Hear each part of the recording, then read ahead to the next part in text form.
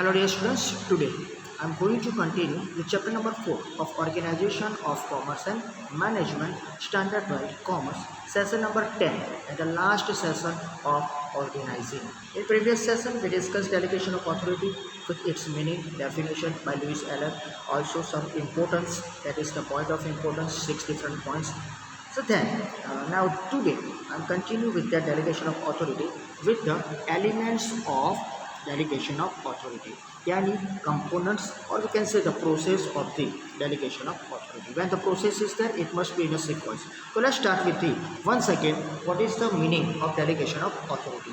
As per the discussion in the last one, we discussed as per Lewis Allen. Here some of the elements related. Alan Lewis delegation of authority definition is there. So according to him, delegation of authority means assignment of responsibility and power to the subordinates. Here you have to give some powers with the some of the work.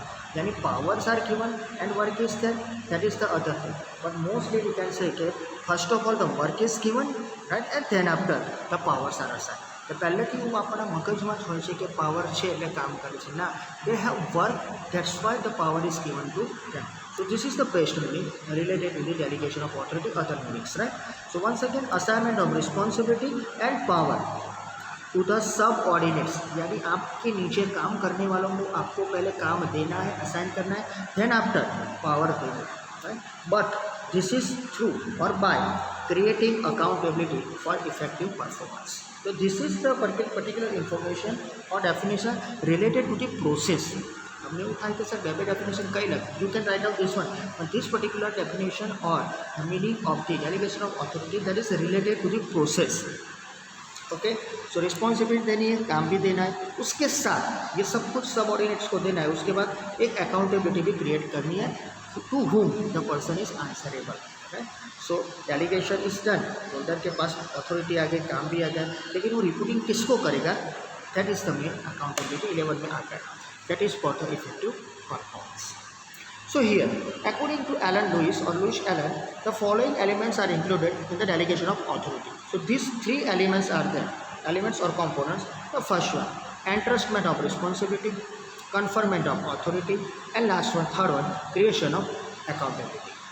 सो पहले काम दो, उसके बाद थोड़ी authority को pass on करो और last में अकाउंटेबिलिटी क्रिएट करो. So in this way a tripod structure, so many time the question was there in the board examination also, explain the tripod structure of the delegation of authority with its elements. यानी कि whenever the tripod one is that, this is the only tripod, see you can easily see. तो in this way a tripod structure of the delegation of authority can be formed. जो tripod structure formed होता है and all this three elements. How many elements are there? Another question. 3 elements are there under the process of delegation of authority. So all the 3 elements are equally important. ऐसा नहीं है कि first element responsibility का है तो दूसरे दो elements उसके ऊपर डिपेंडेंट है, बराबर नहीं है ना. All the elements are equally and we can say important and also independent still mutually connected. So हर एक जो भी रिस्पॉन्सिबिलिटी ले लो, अथॉरिटी ले लो या अकाउंटेबिलिटी ले लो, ये तीनों के तीनों इक्वल इंपॉर्टेंस वाले हैं और इंडिपेंडेंट है, लेकिन ये तीनों के तीनों म्यूचुअली कनेक्टेड है. So an effective organisation structure can be form by balancing them. जो भी एक मात्रा क्वेश्चन है उसको बैलेंस करना पड़ेगा. You have to make it balance if you want to make an perfect और इफेक्टिव ऑर्गेनाइजेशनल स्ट्रक्चर. अगर आपको एक इफेक्टिव ऑर्गेनाइजेशन स्ट्रक्चर बनाना है तो 101% उसको बैलेंस रखना पड़ेगा. तो if this question is sir in the examination, don't forget. अगर प्रोसेस आता है, आपको बोला गया है कि ड्रॉ द डायग्राम, नहीं बोला गया फिर ये ड्रॉ करो, अच्छा है. प्रोसेस ऑफ ये one particular thing, process of delegation of authority, first tripod that is of responsibility, second one that is authority and third one that is accountability. So first of all responsibility entrusted, authority delegated and accountability is created. ये भी एक mark का question है. Accountability create करनी पड़ती है, right, ये आपको दिया जाता है और ये ऑलरेडी आपके पास है, it is on the basis of your work. ये सब कुछ ट्राइपॉड के हिसाब से चलता है. सो सिंपली ये ट्राइपॉड है. कई बार डायरेक्टली पूछा जाता है draw the delegation of authority process, उसके 2 मार्क होते हैं सिर्फ ड्रॉ करने के लिए, तो ये भूलना मत लिख लेना. लेकिन नहीं लिखा तो ये get only 1 mark. So let's start with the first one. Here it is. Entrustment of responsibility. Entrustment of responsibility is the duty assigned by the top level officer to the subordinates for a particular work. So here the superior is giving some of the works to his or her subordinates. That is top level officer. Top level officer जो भी है वो कुछ ना कुछ काम assign करेगा, कुछ ना कुछ काम देगा as per the particular person's qualification experience. The responsibility is given to the accomplish a particular task. तो ये काम कैसा होता है? To accomplish or complete the one task, one work, one project, one unit per unit, different type of the work is done. So यहाँ आपको यही याद रखना है एक ही सेंटेंस में जो भी टास्क दिया जाएगा, राइट, जो भी रिस्पॉन्सिबिलिटी दी जाएगी, okay, to accomplish a particular task. It creates a relationship between superior and subordinates because the subordinate is expected to follow the orders given by the superior. Another 1 mark question. Okay, how the relationship is created between superior and subordinate, और ये क्यों है, what is the reason behind this? The reason is that subordinate is expected, always subordinate is expected orders from the superior. यानी he is expected, અને સ્વાભાવિક છે, naturally છે, you will get the orders from the superiors all the time. So subordinates are expected to follow the orders which is given by the superior. So પછી એનું જે relation create કરવા જ પડશે, right, formal, informal, whatever. So thus assignment of responsibilities flows from top to the bottom level. Another 1 mark question.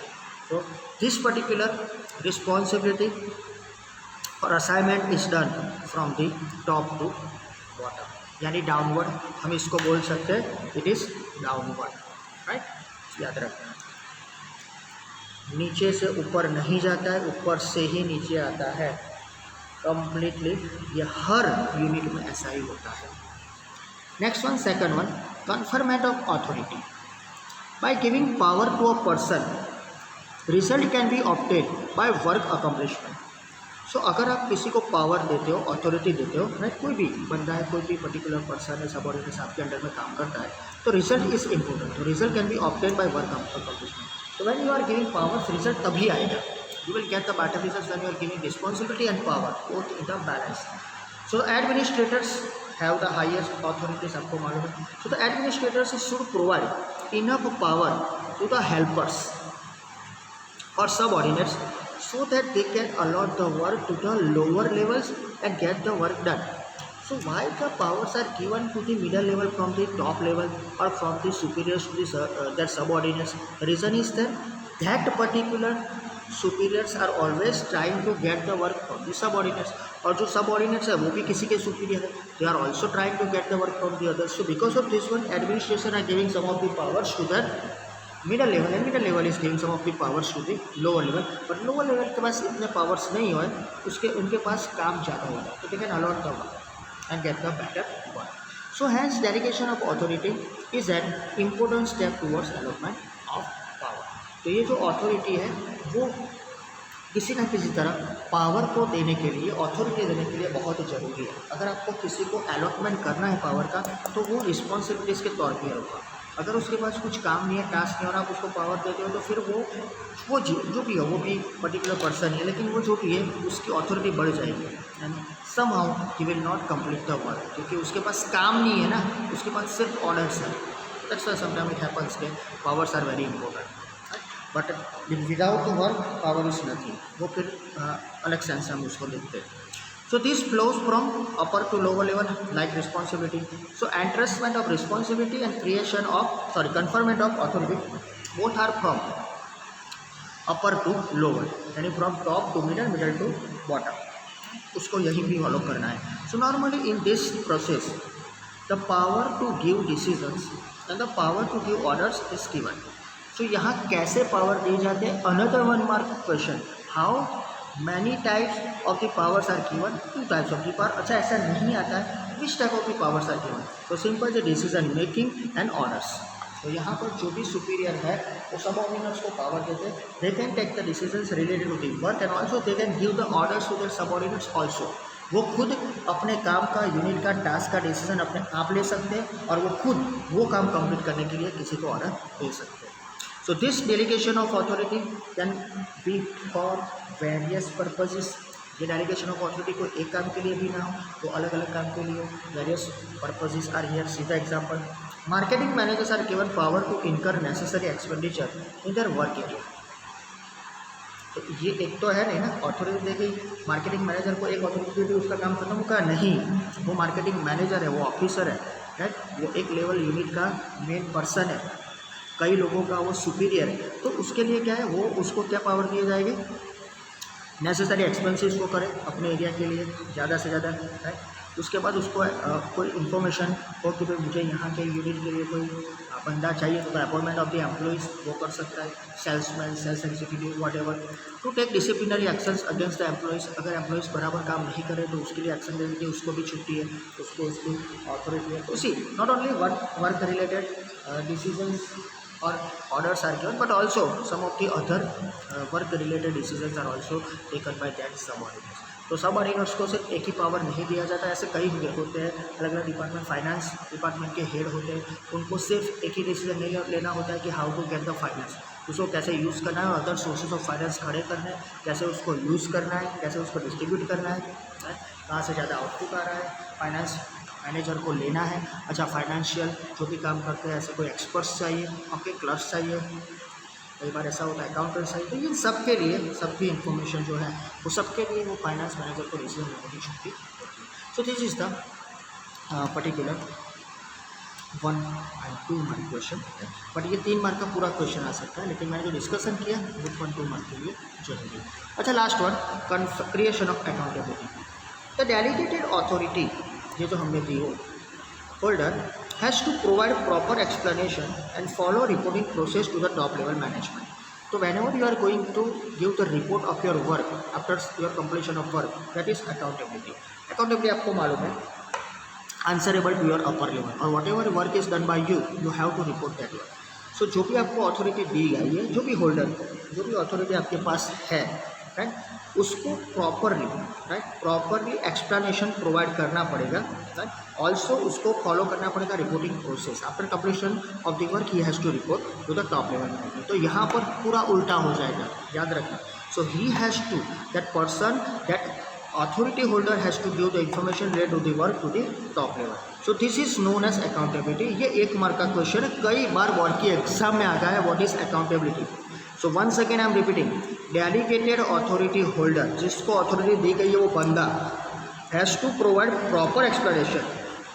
उसके पास जो भी इंफॉर्मेशन है काम के लिए, वो सब इंफॉर्मेशन उसे अपने अपर लेवल को देनी पड़ेगी। And we have to, that means that person has to follow reporting process. तो ये रिपोर्टिंग प्रोसेस भी उसको फॉलो करना पड़ेगा with the proper explanation to the top level. तो whatever work he had completed, right, और work will be available, और maybe we can say कि व्हाट इज गोइंग ऑन और somehow what is remaining work, ये सब information इकट्ठा करके, task की जो भी इन्फॉर्मेशन इकट्ठी करके उसे देनी पड़ेगी और उसका फॉलोअप लेना पड़ेगा। लेकिन ये फॉलोअप लेने से पहले उसको रिपोर्टिंग भी फॉलो करना पड़ेगा, ये सब इन्फॉर्मेशन देनी पड़ेगी उसको टॉप लेवल को। अच्छा, this is known as accountability. He may surely or she may surely be given powers to get the work done by others. ये अथॉरिटी होल्डर को सब पावर दिए गए हैं to complete the work, right, और get the work from the others, but final the responsibility of getting the work done rest with the upper level administrators only. Whatever the administration or who are the administrators are there, they give the authority to the subordinate, and subordinate uses the authority and completing the work and getting the work from the other.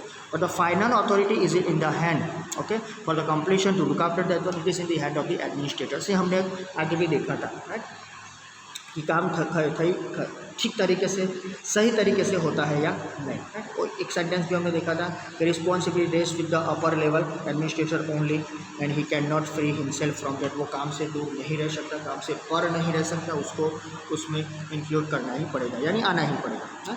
Hence, the middle level authority holders should take care to ensure that the work is properly done by the lower level staff.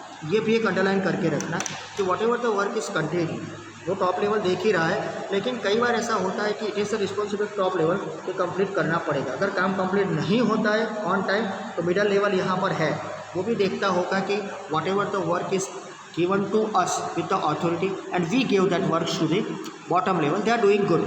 So properly lower staff काम कर रहा है, ये reporting उनको भी करना पड़ेगा। So the middle level authority holder cannot free himself from his responsibility of getting work done. अभी अभी हमने ये सेंटेंस मैंने आपको बताया on the basis of the delegation of authority, तो वो भी फ्री नहीं रह सकते टॉप लेवल, तो मिडिल लेवल भी फ्री नहीं रह सकता, क्योंकि भले ही डायरेक्टली टॉप लेवल से काम मिला हो, लेकिन बीच में तो मिडिल लेवल उनके थ्रू ही काम जाता है. So this accountability flows from lower to upper level.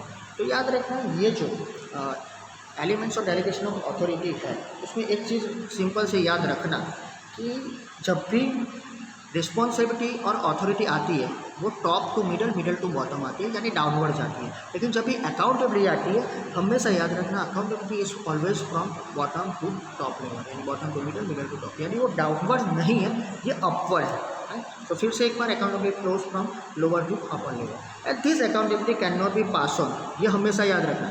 आप किसी को रिस्पॉन्सिबिलिटी दे सकते हो, आप किसी को अथॉरिटी दे सकते हो, लेकिन you can't pass your accountability. आप आपका जो अकाउंटेबिलिटी का टास्क है किसी और को नहीं दे सकते. It is not passed on, याद रखना. For example, the account officer may give the work of writing accounts to his accountant, but when the accounts are written, it is the accounts officers who has to check the accuracy of the work done and not the accountant. यानी account officer ने कुछ काम सौंपा है account लिखने का, उसके accountant को what ever the completion of the work is that he will look after that one. लेकिन अगर कोई प्रॉब्लम आएगा, अगर कोई एरर्स आएगी, तो उसके रिस्पॉन्सिबल अकाउंट ऑफिसर खुद होंगे, ना कि अकाउंटेंट. क्योंकि मैं डिस्टिंग ये सबके लिए बराबर है, क्योंकि उसकी ही रिस्पॉन्सिबिलिटी काम कंप्लीट करवाने की. ऐसे फाइनेंस में भी हो सकता है, ऐसा पर्टिकुलर मार्केटिंग भी हो सकता है, कई डिपार्टमेंट में ऐसा अलग अलग हो सकता है. It is depend upon the particular situation. So dear students, this is the elements of delegation of authority and of the chapter also. So I hope ठीक तरीके से आपको सब कुछ मालूम पड़ गया होगा. Different videos are also here. अगर कुछ भी अभी बाकी है तो look after that, watch the video. आप पर्सनली भी हमें पूछ सकते हैं. इसकी एक्सरसाइज है वो हम सेशन में भी कर देंगे, राइट. और ऐसा होगा तो उसका भी एक वीडियो हम ऐड कर देंगे इसमें. यू कैन ईजिली अंडरस्टैंड कि how to write the essays. आप टोटली ना एक्सपीरियंस, तो आपको मालूम है कैसे लिखना है सब कुछ. फिर भी कोई प्रॉब्लम हो तो बोल देना. Stay home, stay safe.